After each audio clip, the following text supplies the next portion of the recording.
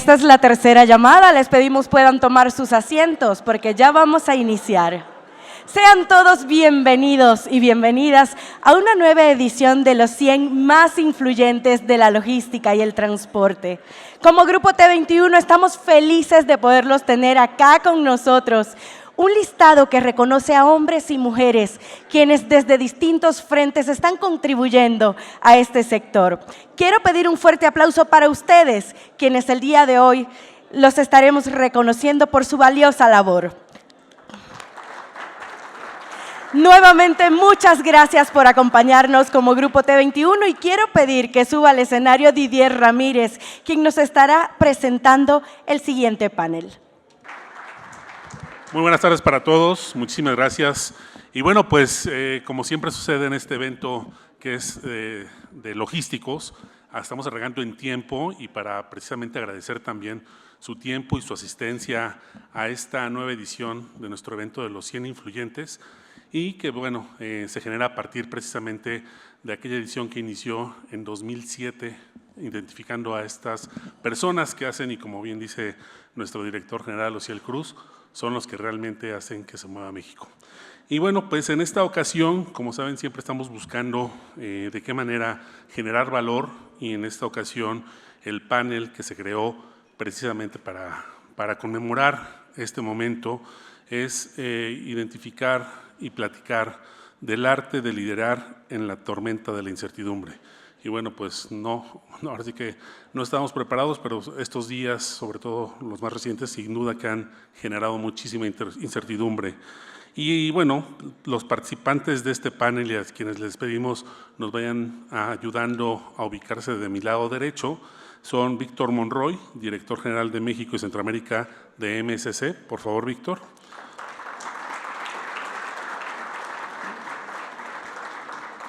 Raúl Monroy, presidente del Grupo TMS.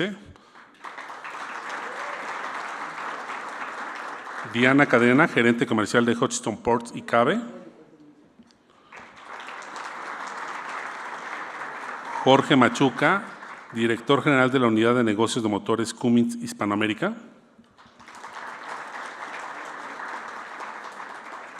Óscar del Cueto, presidente del CPKC de México, entiendo que salió a tomar una llamada, pero ahorita se incorpora de nuevo con nosotros. Y el panel lo estará moderando Ricardo Álvarez, quien es vicepresidente y director general para México de Ryder. Y también, bueno, decirles que podemos participar activamente. Seguramente Ricardo abrirá hacia el final el micrófono para las preguntas y respuestas. El objetivo es que sea muy dinámico. Sin más, pues le dejo en el uso de la voz a Ricardo y agradecerle también a nuestros panelistas por la disposición para platicar. Adelante, Richard. Gracias. ¿Sí se escucha, verdad? Perfecto. Sí. Pues buenas tardes a todos. Creo que antes de iniciar quisiera transmitir el agradecimiento a nombre de mis colegas aquí en el panel y mío en lo personal por la invitación a compartir un ratito con ustedes la tarde de hoy para platicar pues, de un tema bastante interesante, como lo llamaron, como lo titularon, el arte de liderar en la tormenta llamada incertidumbre.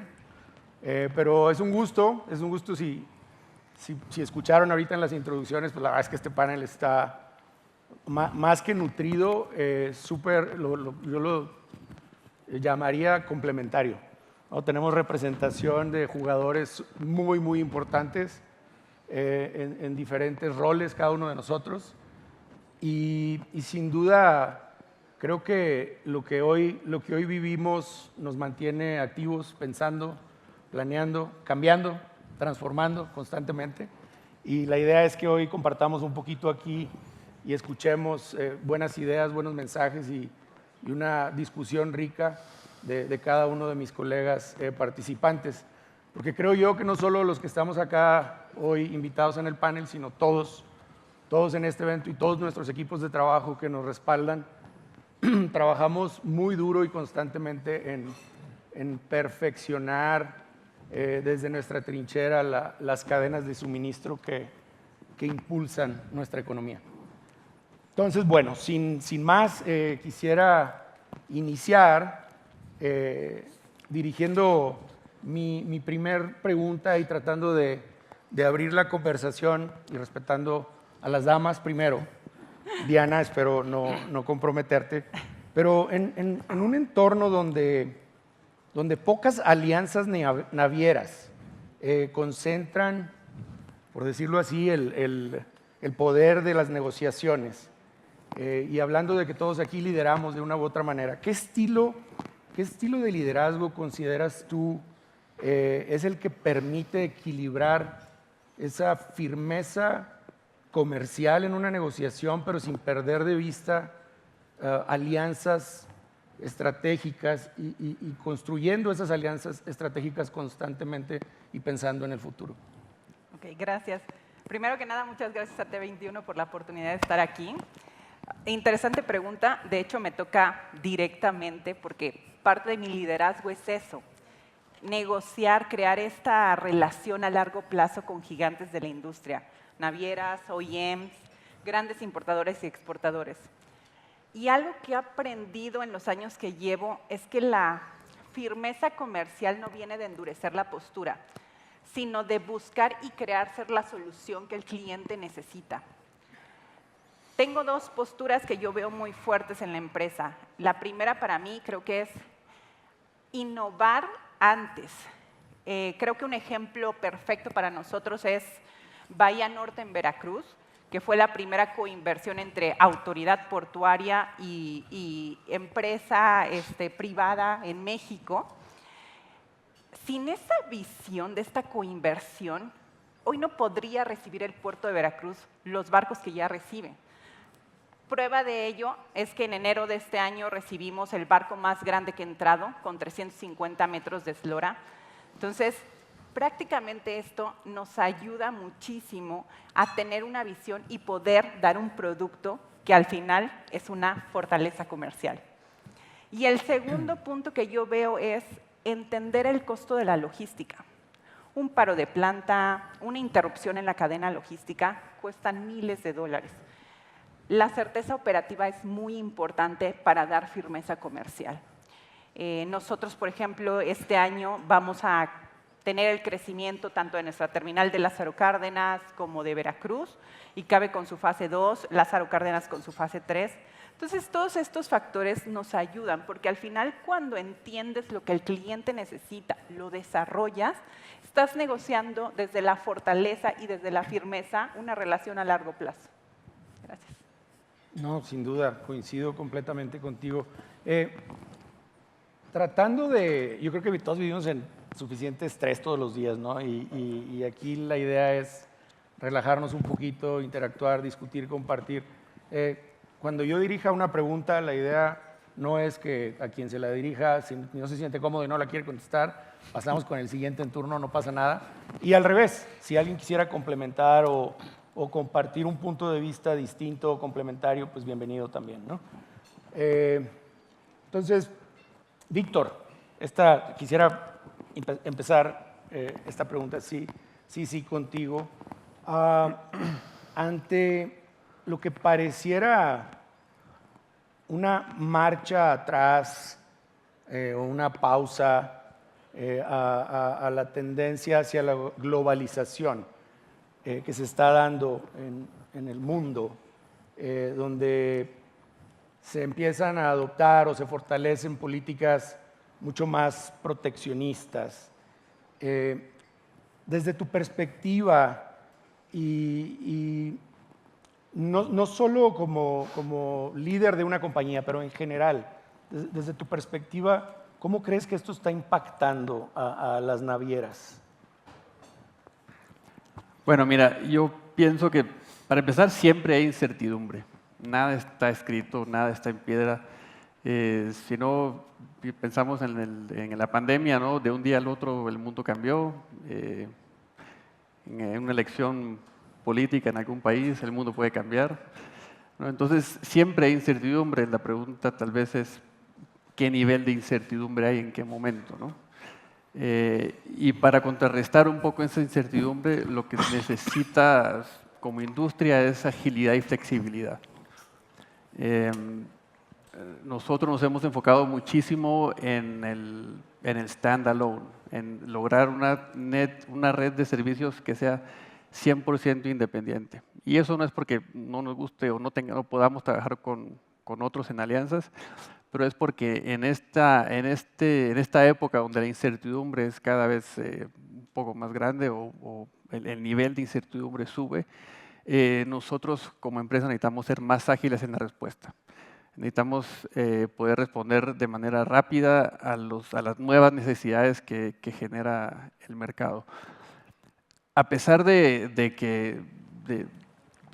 todos los temas geopolíticos del año pasado, a pesar del tema de los aranceles, mal llamados tarifas en español, pero son aranceles, el comercio mundial no paró, no se detuvo, incluso creció. Entonces, la pregunta no es qué va a pasar con el comercio, sino la pregunta es hacia dónde va el comercio y cómo se está moviendo, cómo cambian los flujos. Y en ese sentido hay que estar preparados para reaccionar rápido ante el cambio de flujo, para reaccionar de manera dinámica ante los cambios que necesita el mercado. Y nosotros hemos estado detrás de los cambios con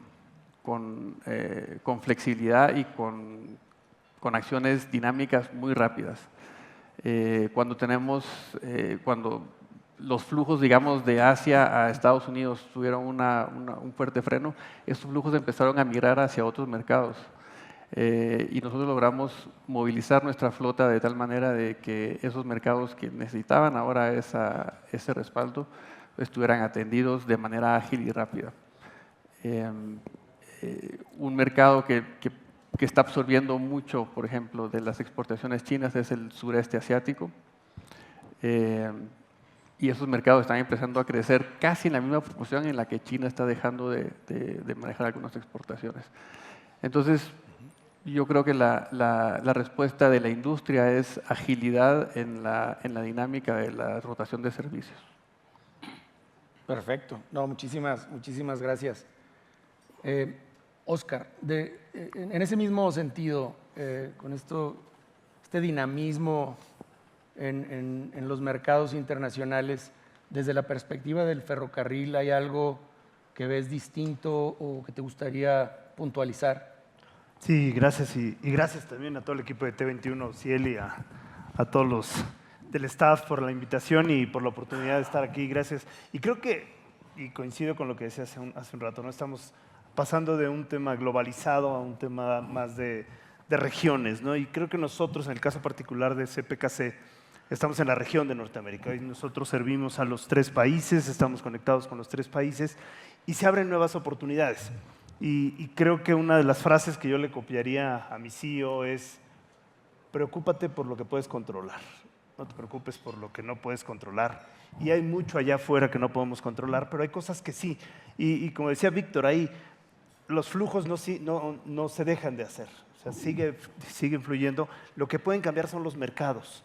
Y nosotros en el ferrocarril, y hoy nos tocó la oportunidad de ver que se pueden encontrar nuevos mercados. Y hablo en particular de mercados como los de Canadá hacia México. Hoy estamos haciendo este land bridge que le llamamos nosotros, este puente terrestre. Pasamos productos de Canadá sobre Estados Unidos, no se pagan tarifas, no se pagan impuestos, y llegas a un mercado nuevo que no existía en México y que hay una demanda, ¿no? Y hemos hablado anteriormente de grano, hemos hablado de trigo que hoy estamos trayendo de Canadá, que viene al mercado mexicano y que pasa por Estados Unidos sin ningún problema, porque tenemos esa red de conectividad. Y te puedo hablar de otros, el gas LP, que hay una demanda muy importante en nuestro país, que también estamos trayendo desde Canadá. Estamos trayendo plástico, estamos enviando productos vía ferrocarril como electrodomésticos que se hacen en nuestro país. El mercado automotriz, que ya teníamos alguno que iba desde México hasta Canadá, hoy ha incrementado. Entonces creo que hay oportunidades. El mundo que estamos viviendo hay mucha incertidumbre, pero creo que nos da también oportunidades.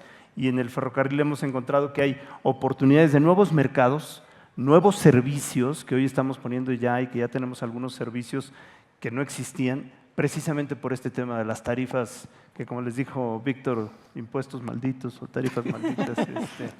Pero nos abrieron oportunidades y hoy, digo, apenas tenemos 1 año, 2 meses de la administración Trump, nos faltan 3 años todavía y parece que han sido 5, pero cada semana vamos a tener algo nuevo, ¿no? Hoy acaba de anunciar que ya quitó a la secretaria de Seguridad, a Naomi, y la verdad es que son cambios y cambios que nos van a impactar, pero otra vez hay que enfocarnos a lo que podemos controlar, mercado nacional, mercado de Norteamérica, y consolidar este bloque. Hoy viene una revisión del USMCA o del TEMEC, que hay que estar enfocados porque el 80% de nuestras exportaciones son con Estados Unidos, y hoy vino una delegación enorme de Canadá a buscar mercados en México. ¿Cuándo habíamos visto que trajera el gobierno canadiense a los inversionistas canadienses a un mercado, cuando debería ser el gobierno mexicano trayendo inversionistas canadienses a México? Hoy fue al revés. ¿Por qué? Porque tenemos que buscar esas nuevas oportunidades. Completamente. No, coincido también contigo y quisiera entonces, para completar esta ronda, bueno, me falta el autotransporte. Importantísimo. Importantísimo, igual que el mar y el ferrocarril y el Claro, intermodal. todo, Pero Raúl, ¿crees que esto podría afectar la configuración del mercado que ustedes atienden?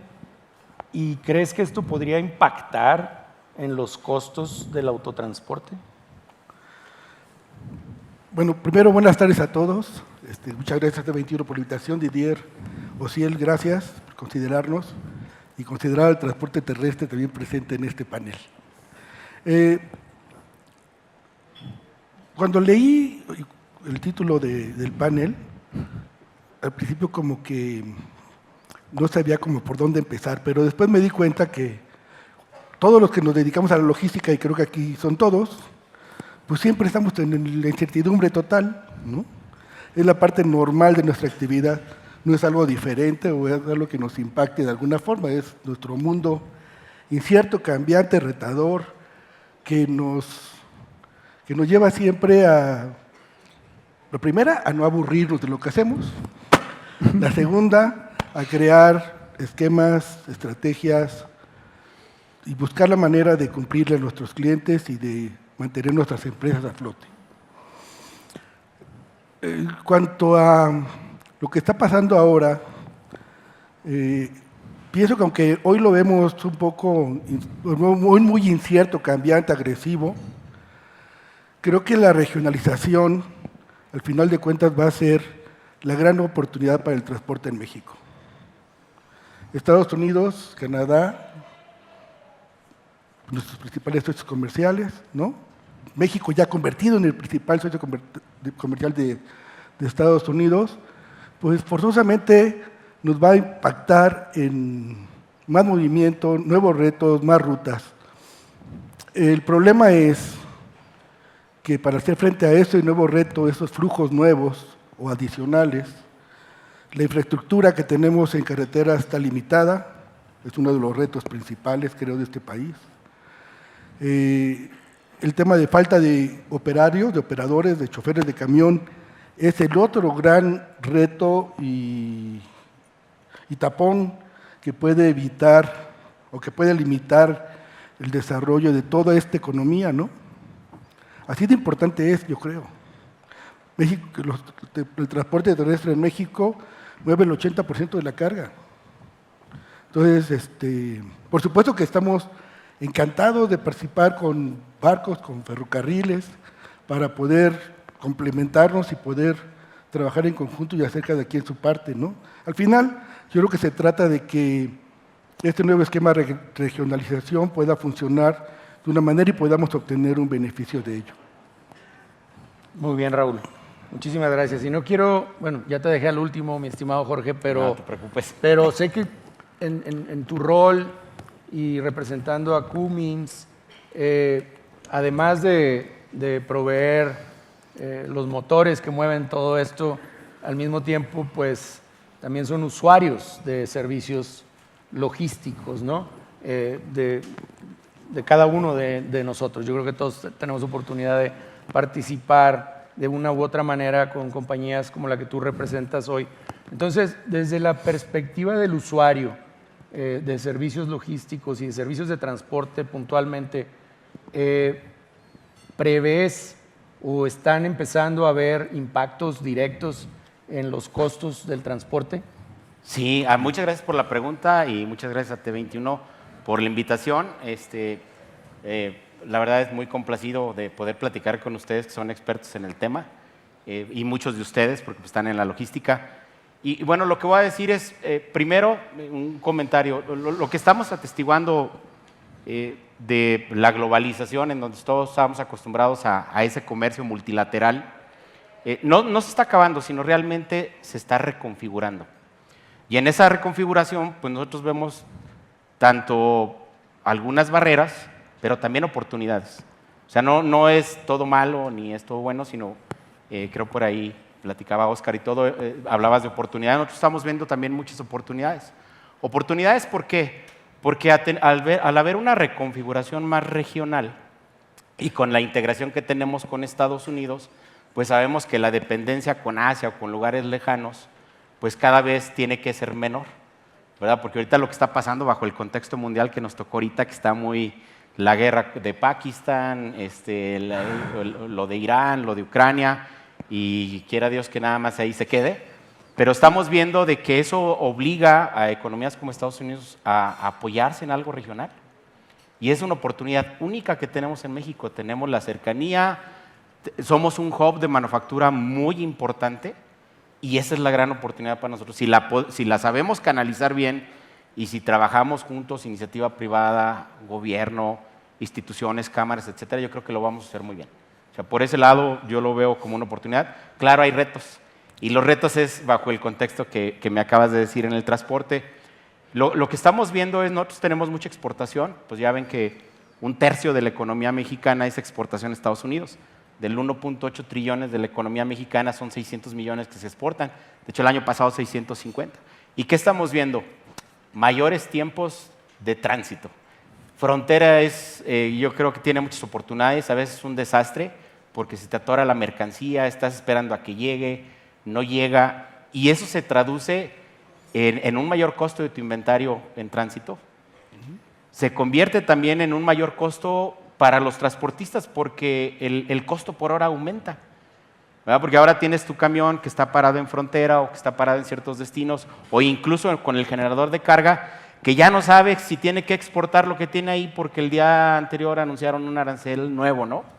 Entonces, todo ese tipo de cosas está aumentando nuestros costos y también el costo del transporte, ¿verdad? Porque también te pega de que hay un mayor tiempo de utilización, como decía Raúl, ¿verdad? 80% de la carga se mueve y un gran porcentaje se queda parado en frontera o se queda parado en el destino de la carga.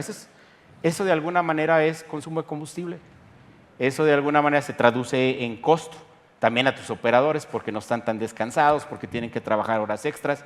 Y es un impacto severo, es un impacto grande porque se refleja en nuestros números, se refleja en la confiabilidad. Tú esperas una carga para sacar tu producto a tiempo, tu producto final, y no te llega.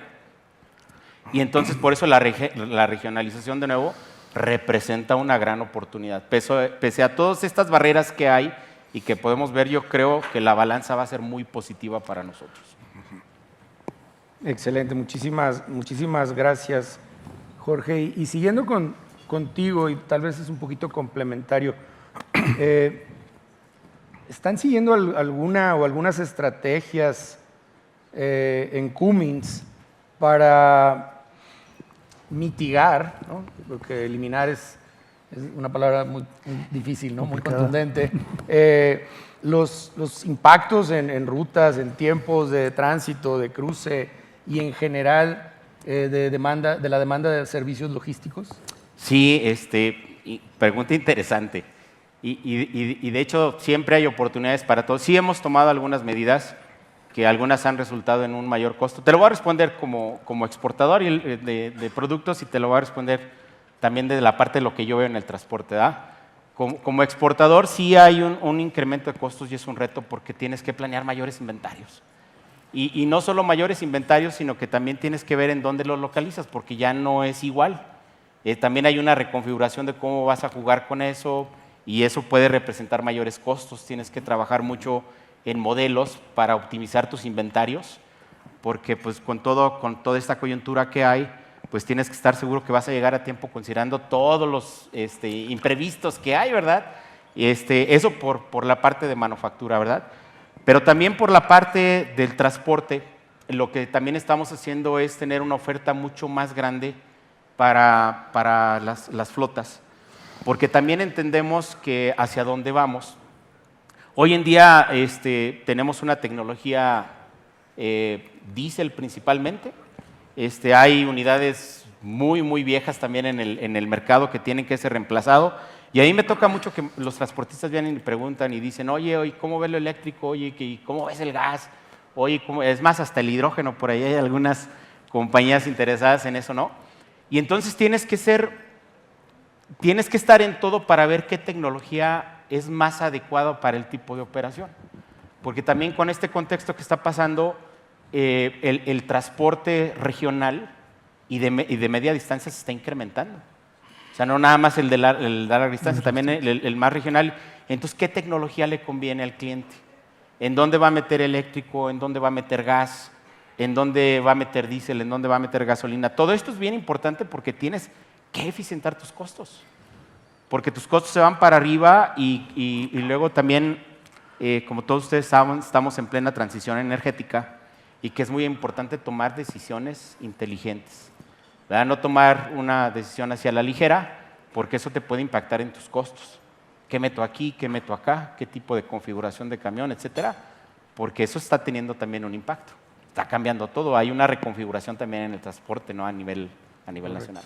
Correcto. Excelente, muchas gracias. Oye, entonces ahí, Raúl, ya estás empezando a ver ese beneficio, ¿no? De los bloques comerciales, de los bloqueos carreteros. Ese es otro tema, lo platicamos con una copa más tarde. Pero, no, hablando de esta, digamos, desglobalización, regionalización, imagino que en tu negocio pudiera empezarse a observar oportunidades. Vamos a cambiarle el término de beneficios a oportunidades. ¿Estoy cierto o equivocado? Sí, no, sí está cierto. Yo creo que oportunidades... Este país ha cambiado totalmente desde que se abrió el mundo y cuando empezamos a cambiar de pensar, ¿no? De un país cerrado. Y la verdad es que oportunidades surgen muchas y todos los días.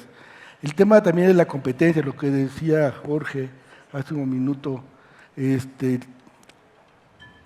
problema no son los precios de la logística. El problema no es que busque, y muchos buscan una logística barata. Ese es el problema de fondo, porque realmente la logística, el mejor costo que puedes obtener en logística es haciéndola eficiente. Y pocos vemos esa parte. La verdad es que esa es nuestra batalla comercial, digámoslo así, con nuestros clientes, todos compañías muy importantes, pero que al separar muchas veces la operación de compras, de transporte y tal, no es que esté mal, sino que a veces en algunos, no digo que sea un caso cercano, pero se pierde el sentido del valor del transporte y de las posibilidades de eficiencia, ¿no?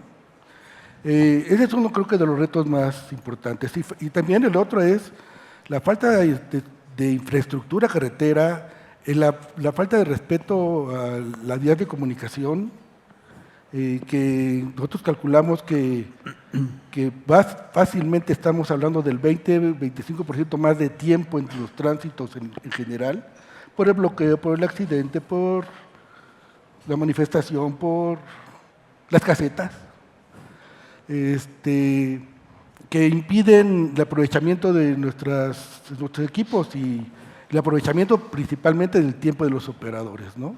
en el ejercicio de su trabajo.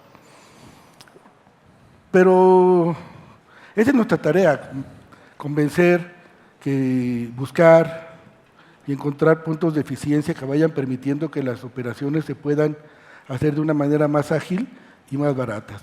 Recorrer menos kilómetros de vacío.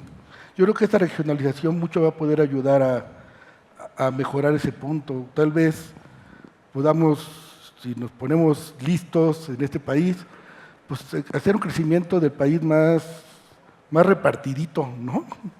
Y no dejar al sur tan allá, en el sur. Entonces, creo que ese es el punto, o sea, buscar cómo podemos mejorar. Ahora, en cuanto a competencia, si me preguntas, nuestra competencia, yo siempre lo he dicho, es la informalidad. Eso abunda en este mercado, en esta industria del transporte terrestre. Hay muchas personas que no cumplen con sus obligaciones, o compañías que no cumplen con sus obligaciones fiscales, laborales, etcétera, que compiten de una manera a precio, ¿no? Y sobre todo en épocas donde hay bajas de carga, ¿no? Son muchos los retos, Ricardo. La verdad es que es difícil en un panel tan cortito poder platicar todos, pero básicamente creo que la oportunidad ahí está. Buscar las oportunidades de eficiencia debe ser nuestra labor como logísticos, todos, y con ello abatir costos y mejorar la productividad de este país. Y el servicio al cliente y la garantía de servicio, seguridad, y etcétera, etcétera. Extraordinario. No, de acuerdo, Raúl. Bueno, en ese mismo sentido, Oscar, ya hablaste un poquito de ustedes, al igual que la compañía que yo represento en Ryder, somos jugadores regionales, ¿no? Ustedes son el ferrocarril que conecta Norteamérica. Nosotros también navegamos con una bandera de un gestor de las cadenas de suministro entre estos tres países, ¿no? Y aunque tal vez estamos en un rol distinto, compartimos retos similares, ¿no? Y conectamos a los mismos países y movemos mercancías para clientes similares. Si le sumamos el tema de las tarifas o de los benditos aranceles a toda esta complejidad, ¿cómo están ustedes reaccionando? ¿O hay algo puntual que quisieras resaltar desde tu perspectiva en este sentido? Mire, creo que hablamos de sectores que han sido principalmente afectados, ¿no? Y para nadie es oculto lo que pasó con el acero, con el aluminio, la parte automotriz, esta 232 que aplicaron como medida proteccionista, pues ha creado que nosotros perdamos volumen en algunos sectores como los que te menciono, pero otros han resurgido. Y tomo el caso del grano. Nosotros acabamos de reportar febrero como el mes récord en movimiento de granos en la producción que se dio de Canadá. Internamente en el país como Canadá se movió mucho grano y mucho se exportó hacia México.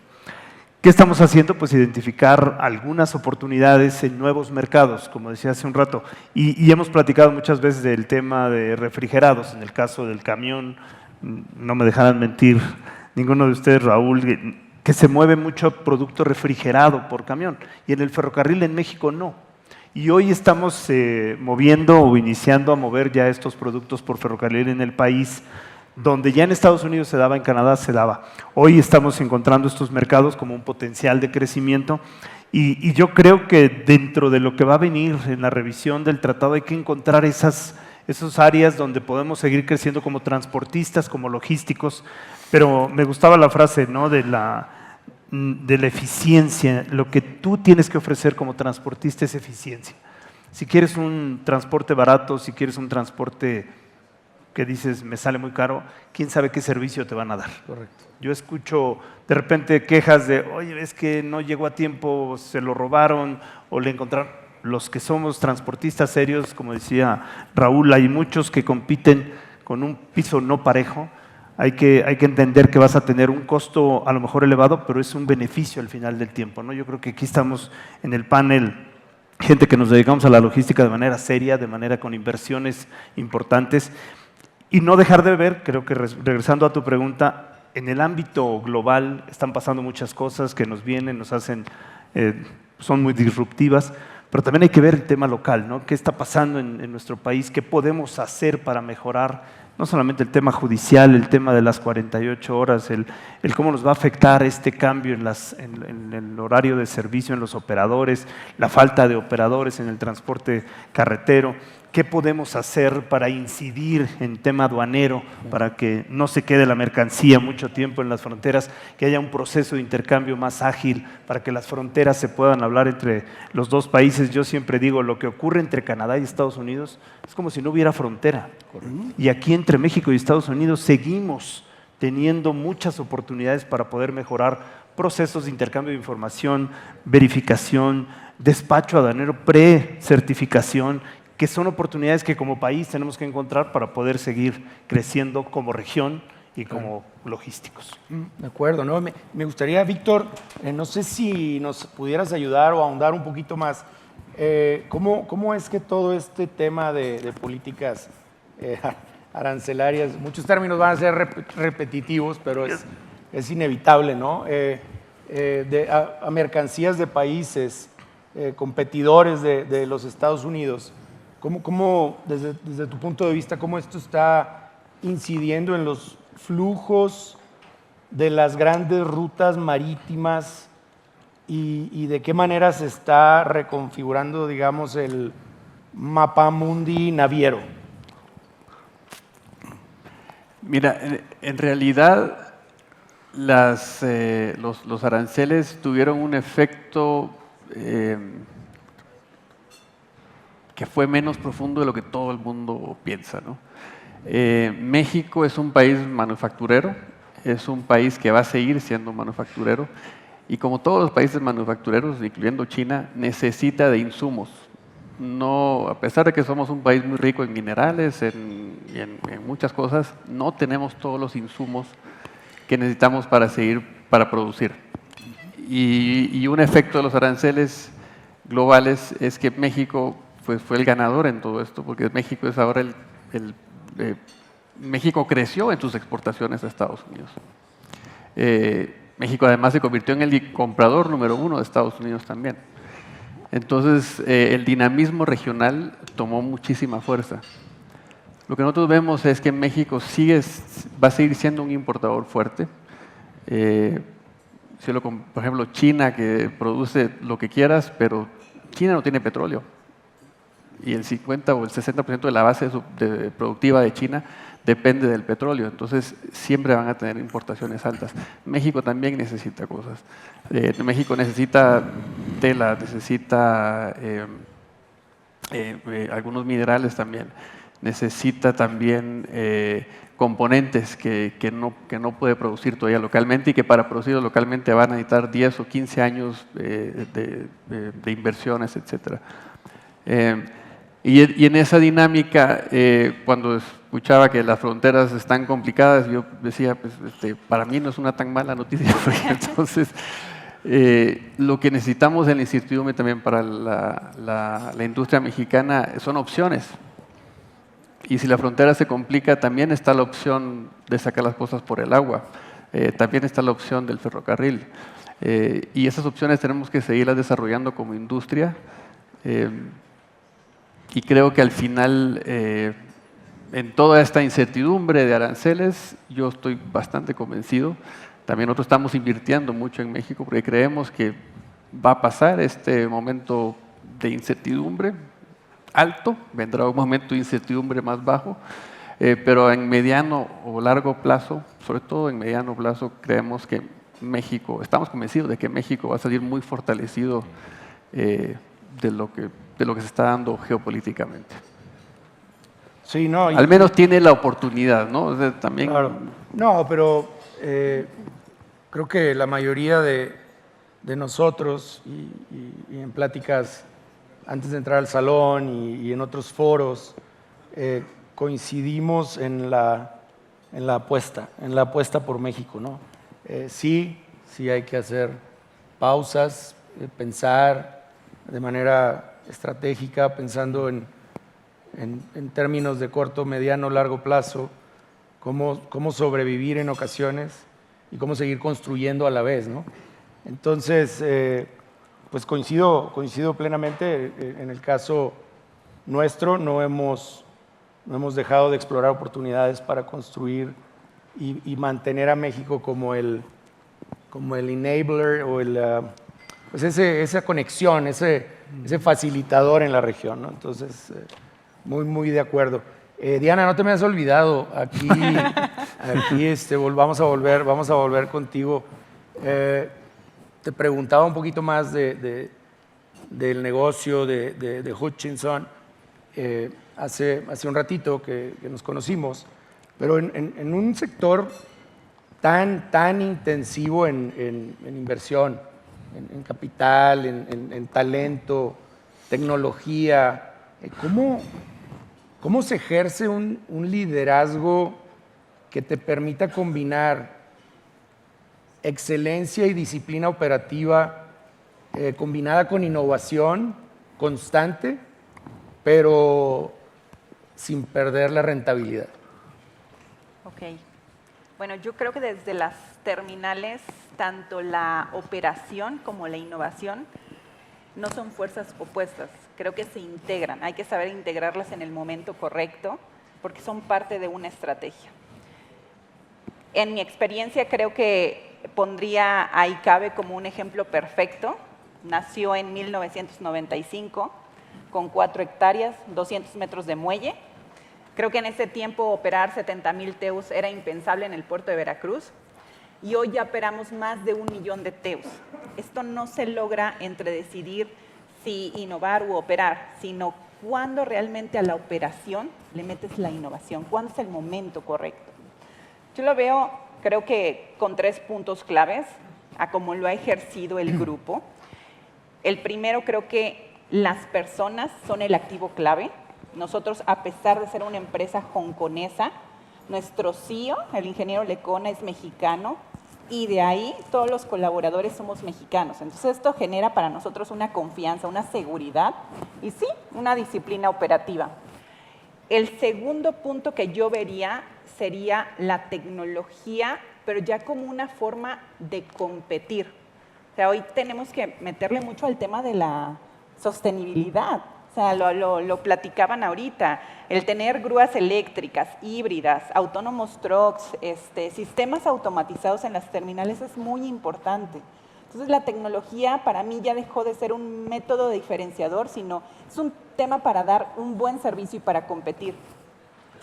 Y el último que yo pongo creo que es la mejora continua. Nosotros lo manejamos como cultura organizacional. Llevamos 27 años consecutivos con un congreso de calidad donde todas nuestras terminales en México compiten por proyectos de mejora operativa, de sostenibilidad, de innovación. Entonces esto hace que todo esto esté en nuestro día a día, la mejora. Entonces, parte para mí fundamental es saber cuándo identificar y siempre estar buscando integrar la innovación en nuestro día a día. Muchas gracias, Diana. Por ahí no sé si está Didier, por ahí no sé cómo andamos de tiempo, la verdad no puse yo ningún cronómetro ni nada, pero voy a intentar empezar a... Media hora, dijo. ¿Y ya? ¿Media hora? Ah, perfecto. No, perfecto. Entonces yo creo que sí nos dan los tiempos.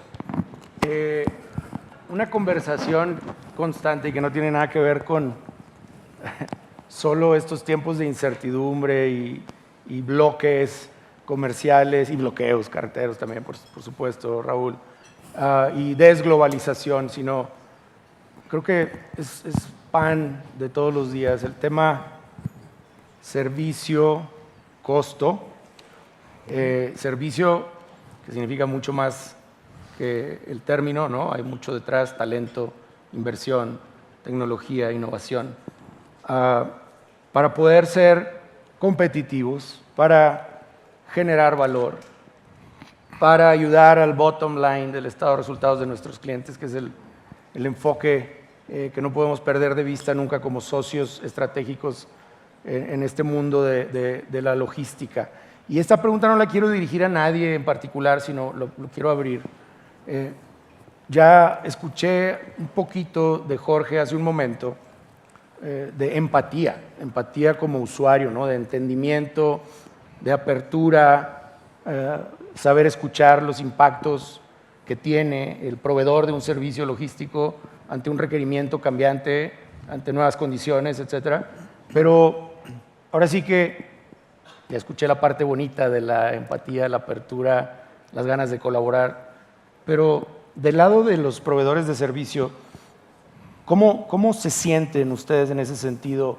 ¿Será que de verdad pasamos del boom de las altísimas tarifas post-pandemia a un escenario donde definitivamente el usuario tiene el control? Pues en terrestre creo que un poco sí.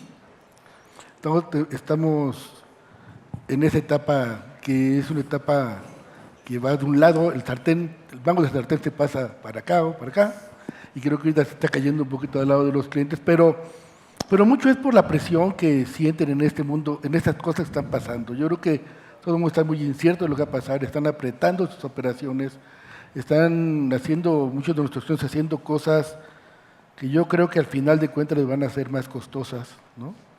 Hasta reducción de operaciones, de personal, de cosas así. Un poco espantados, digamos, ¿no? Sí. Pero eso es un tema que forma parte de toda esta incertidumbre en la que nos movemos todos los días. ¿Cómo tenemos que combatirla? Bueno, o compensar, más bien dicho. El tema de sostenibilidad, por ejemplo, es importante, ¿no? ¿Cómo convertir la sostenibilidad en un ahorro? ¿No? ¿Cómo aprovechar las nuevas tecnologías en una mejor seguridad vial que evite accidentes y costos? ¿Cómo convencer a través de la tecnología también en un mejor manejo de nuestros operadores? Todas estas cosas sumadas van de alguna manera compensando mientras que nos vuelven a prestar el mango, ¿no? Algún día será, lo hemos tenido pocas veces en la historia, pero algún día volverá a ser. Y la otra muy importante es que, mira, al final de cuentas, nuestros clientes necesitan un servicio confiable, un servicio seguro, un servicio que llegue, ¿no? Y en esa necesidad también de repente hacen distinciones en cuanto a los precios que pagan, ¿no? No es un tema general, no te podría hablar que todos somos medidos con la misma vara, ¿no? Por esas ventajas competitivas, ¿no? Y la otra es la búsqueda de eficiencias que nos permitan tener mejores precios, aprovechando de una mejor manera nuestros equipos, ¿no? El desperdicio en tiempo en la logística terrestre es impresionantemente alto. Muchísimo tiempo perdido. Creo que es el costo y el desperdicio más grande que tiene esta industria. Ocasionado por 20,000 factores, pero yo creo que el principal es la falta de conciencia que la eficiencia nos puede garantizar una operación a mejores precios. Ok. Hasta ahí me quedo. No, está bien, está bien. A Raúl tengo algunos años de conocerlo y tratar, entonces sé de lo que habla. Tenemos una relación de compañías donde jugamos los dos roles, los dos somos clientes de los dos y los dos somos proveedores. Entonces es un modelo interesante de mutua colaboración. Entonces entiendo eso de te paso el mango del sartén, pero me lo vas a devolver y ahí vamos juntos, ¿no? Y 25 años de colaboración al menos. Aquí estamos y podemos hablar como amigos, ¿no? Entonces, muchas gracias, Raúl. Yo creo que sería, adelante, tomando el ejemplo que decías ahorita, es el momento de ser el partnership, de volverte el socio del cliente. Ya no lo vería yo tanto de quién tiene el sartén por el mango. Imagínate que vas en un vuelo, estamos en ese momento de turbulencia en el que los dos vamos en el mismo avión. Y va a haber un momento en el que tengamos que aterrizar y ahorita habrá picos en los que el cliente no puede vender porque hay tarifas o porque tiene que almacenar porque no sabe si quiere cruzar o no un producto porque las tarifas pueden subir mañana. Y como logísticos tenemos que ponernos en sus zapatos de repente para decir, ok, ¿cómo te ayudo en este momento? Porque sé que después tu volumen va a crecer, tus exportaciones se van a hacer más grandes y yo te voy a ayudar, yo voy a ser ese partner que va a estar ahí. Creo que yo lo vería más como un partnership en estos momentos de turbulencia, que espero yo pasen rápido, porque ya llevamos varios minutos volando entre las nubes, pero la verdad es que deberíamos ser en ese momento esos partners de los clientes, entender su situación. Habrá industrias que hoy estén demandando mayor servicio de nosotros porque las exportaciones hoy tenemos un peso a lo mejor fortalecido y de repente los exportadores dicen mejor no muevo, o habrá otros que digan es el momento de exportar. Entonces hay que estar con ellos en ese subir y bajar, porque son momentos en los que de repente ahí es donde demostramos si podemos ser socios o no y entender también la posición de cada uno. Yo creo que el tener un señor en la presidencia de Estados Unidos que mueve la varita de muchas maneras nos hace entender que estamos juntos en un viaje en el que más adelante podremos estar ya en tierra rodando sin problema. Más firme, sí. De acuerdo con lo que dice Óscar, Sí. Totalmente de acuerdo. Creo que la mejor manera de reforzarnos en tiempos de incertidumbre, crisis y cosas que nos pasan es tener alianzas firmes, duraderas y a prueba de balas, ¿no? La verdad es que yo creo que esa es la forma de defendernos y de mejorar las cosas. Víctor, Sí, yo te veo ansioso. sí, gracias. Preocupado.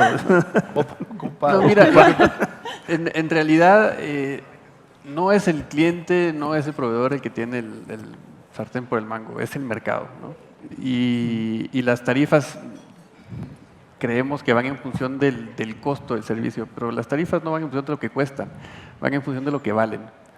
Y cuando sube la demanda, y va a haber una natural subida también de la tarifa si es que no hay más oferta, y cuando baja la oferta, pues también, y si baja la demanda y sube la oferta, pues es el mercado el que va a ajustar siempre la tarifa. Cuando las tarifas, como decís, andaban en el cielo, $15,000, $20,000, ¿no?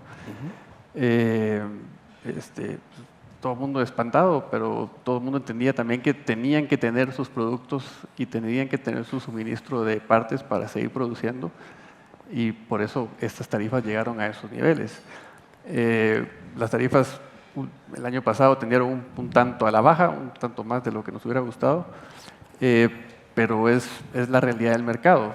Hay una sobreoferta, la demanda baja por aranceles, por lo que sea, y entonces la tarifa se va a ajustar, independientemente de lo que cueste el servicio. Es lo que vale el servicio. Entonces, yo creo que la manera de ver esto siempre está en los costos reales, que son los costos ocultos. Más allá de la tarifa marítima, es lo que ya decían, ¿no? El costo oculto de, sí, pero no puedo mover esta carga ahora, entonces almacénala. No puedo producir porque no recibí el resto de componentes, entonces ¿cuánto me cuesta almacenarlos, ¿no? O hay una congestión en el puerto, el buque no puede atracar por lo que sea, tiene que esperar varios días, ¿cuánto me cuesta a mí esperar esos componentes? En fin, no, el costo oculto es el que realmente golpea. Y yo me uno a lo que ya dicen, ¿no? Yo creo que lo que necesita el cliente hoy es tener un socio estratégico, un socio que le dé, sobre todo en el tema de logística, ante la incertidumbre, cierta certidumbre, ¿no? Un socio que le dé visibilidad, un socio que le dé confianza y un socio que le dé apertura, que le explique exactamente cómo están las cosas, cómo funcionan, qué se puede y qué no se puede hacer en un momento dado.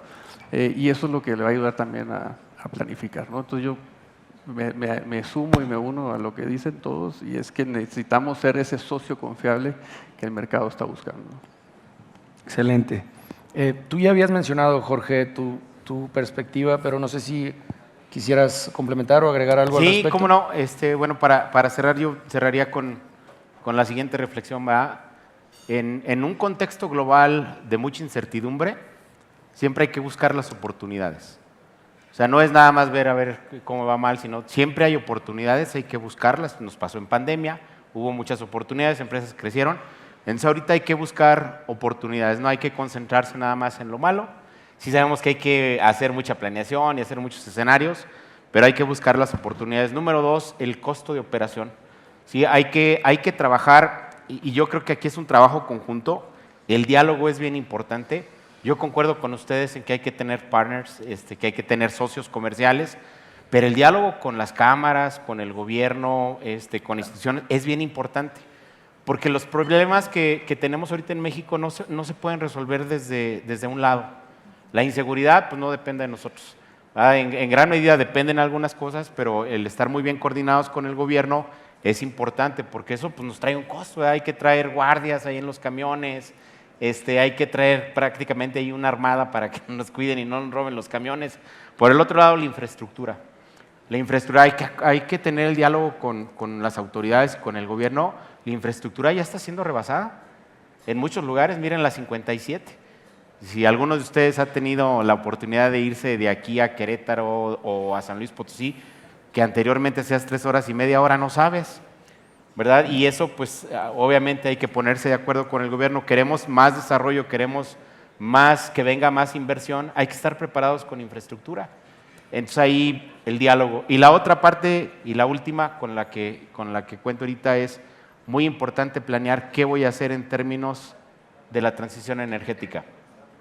Porque los costos que vienen cuando nos quieren empujar a una tecnología que a lo mejor no pertenece, que a lo mejor no es el momento de esa tecnología. Todos estamos de acuerdo en que el medio ambiente es bien importante y que hay que hacer algo, y hay que hacer algo urgentemente, pero hay que hacerlo de manera inteligente. Hay que tener las metas, hay que ver cuándo transicionas a un tipo de tecnología, ya sea gas natural o que sea electrificación, y no nada más en la parte de transporte, porque también están todos los almacenes que son fríos para poder conservar alimentos y todo eso. Y todo es energía, toda esa parte hay que planearla muy bien, porque es una parte muy importante del costo que tenemos, ¿no? Y yo cerraría con esas 3 reflexiones. Muchísimas gracias. Sí, buenísimo. Gracias. Sé que ya ahora sí se nos acaba el tiempo, pero antes de pasar a ver si en el público tenemos preguntas nada más. Una última, Diana. ¿Cómo gestionar, dirigir, liderar ante tanto reconfiguración, cambio, ajuste, necesidad de adaptación, etcétera?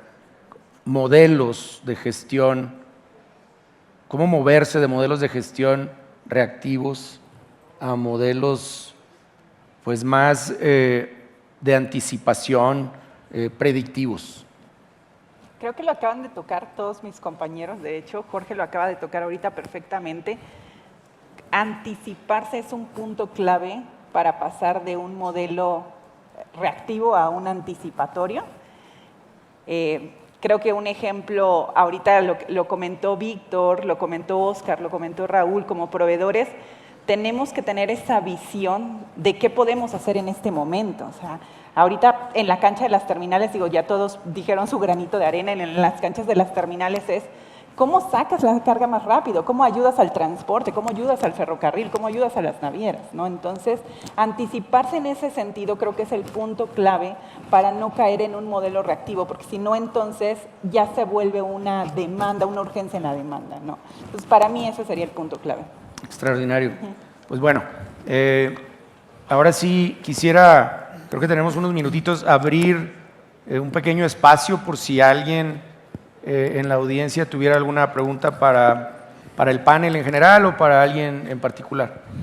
¿Puede actualizar cuáles son las estrategias que las líneas navieras están tomando hoy en día en relación al conflicto Israel, Estados Unidos, Irak? Bueno, creo que en general lo que todas las líneas navieras estamos haciendo es tomar precauciones. Es un conflicto regional, pero que obviamente tiene consecuencias globales, ¿no? Algunas de las consecuencias que nosotros estamos viendo en el corto y mediano plazo es que varios puertos en el sureste de Asia o puertos cercanos van a empezar a congestionarse.